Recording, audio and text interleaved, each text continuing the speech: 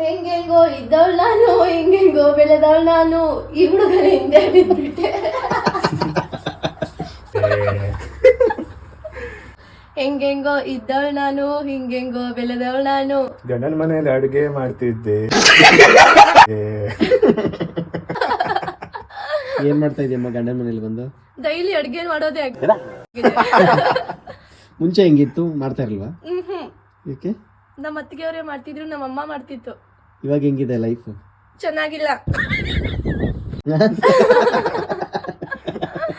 ಯಾಕೆ ಚೆನ್ನಾಗಿಲ್ಲ? ಗಂಡ ಚೆನ್ನಾಗಿ ನೋಡ್ಕೋತಾ ಇಲ್ವಾ? ಅವ್ರು ಚೆನ್ನಾಗಿ ನೋಡ್ಕೋತಾರೆ, ಬಟ್ ನನ್ಗೆ ಅಡ್ಗೆ ಮಾಡ್ಬೇಕಲ್ಲ 2 times, ಅದು ಕುತ್ತಿಗೆ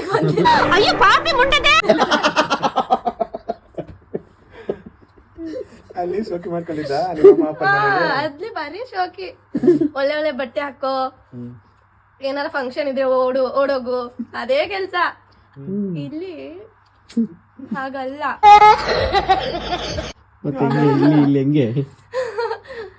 ಬೆಳಿಗ್ಗೆ ಎದ್ದೇಳು, ರೊಟ್ಟಿ ಮಾಡು, ಅನ್ನ ಸಾಂಬಾರ್ ಮಾಡು, ಊಟ ಮಾಡು, ಮಧ್ಯಾಹ್ನ ಹೋಗು ಅಡ್ಗೆ ಮಾಡು. ಥ್ಯಾಂಕ್ ಯು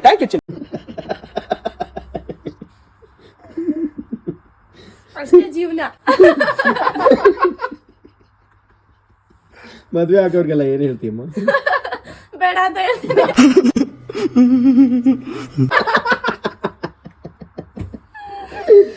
ಅಯ್ಯೋ ದೇವ್ರೆ, ಯಾರು ಮದ್ವೆ ಆಗ್ಬೇಡಿ ಅಂತ ಹೇಳ್ತೀನಿ. ಯಾಕೆ? ನಾನು ಅದನ್ನೇ ಹೇಳೋಕ್ ಇಷ್ಟಪಡೋದು, ಯಾರು ಮದ್ವೆ ಆಗ್ಬೇಡಿ. ಮಾತೇ ಇಲ್ಲ. ತಂಗಿ ಮದುವೆ ಮಾಡ್ಸಕ್ ಬೇಡ, ಅವಳನ್ನ ಮದ್ವೆ ಮಾಡ್ಸೋದು ಬೇಡ. ಅವಳಿಗೆ ಅಡಿಗೆ ಬರಲ್ಲ, ಅದಕ್ಕೆ ಬೇಡ ಅವಳನ್ನ ಮದ್ವೆ ಮಾಡೋದು. ಜಗಳಾಡ್ತೀರಾ ಇಬ್ರು? ತುಂಬಾ ಜಗಳ ಆಡ್ತೀವಿ. ಯಾವ ವಿಷಯಕ್ಕೆ? ಎಲ್ಲಾ ವಿಷಯಕ್ಕೂ, ಚಿಕ್ಕ ಚಿಕ್ಕ ವಿಷಯಕ್ಕೂ ನಾವು ಜಗಳ ಆಡ್ತೀವಿ.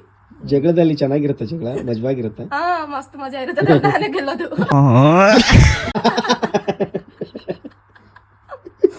ಸಾರಿ ಯಾರು ಕೇಳೋದು ಫಸ್ಟ್?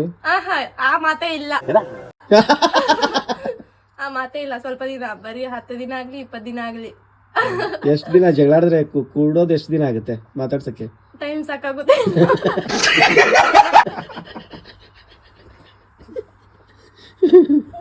ಅಯ್ಯೋ, ಫಸ್ಟ್ ಜಗಳ ತೆಗಿಯೋದು ಯಾರು? ನಾನು. ಆಮೇಲೆ ಸಾರಿ ಕೇಳೋದು ಯಾರು? ನಾನು. ಸಾರಿ ಫಸ್ಟ್ ಜಗಳಾಡೋದು ನೀನು? ಸಾರಿ ಕೇಳೋದೇ ಅದೇ. ಪರವಾಗಿಲ್ಲ, ಒಳ್ಳೆ ಹುಡುಗಿ. ಹೌದು. ಅಡ್ಗೆ ಮಾತ್ರ ಮಾಡೋ ತಪ್ತಾ ಇಲ್ಲ. ಹೌದು. ಅದು ಒಂದ್ ತಪ್ಪಬೇಕಂದ್ರೆ ಏನ್ ಮಾಡ್ಬೇಕು? ನಿನ್ ಗಂಡಂಗೆ ಇನ್ನೊಂದು ಮದುವೆ ಮಾಡ್ಸೋದು.